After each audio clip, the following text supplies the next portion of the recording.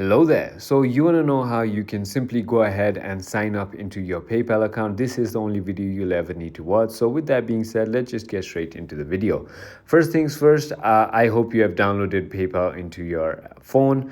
But if you don't know how to, I've already made a video on that as well. So simply go ahead and open your PayPal app. On the bottom right, as you can see, there's going to be this button called sign up. Simply go ahead and tap on that. And finally, once you've done that, you can simply go ahead and select your nation up over here, wherever you are, and you can simply go ahead and enter your email here.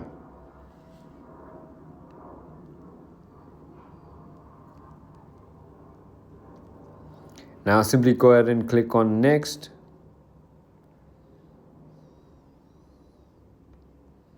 In my case, I already had the email linked with a PayPal account. However, when you go ahead and click on next, all it's going to do is it's going to ask you for your details. And finally, once you enter all the details, it's going to send a verification code to this mail right over here.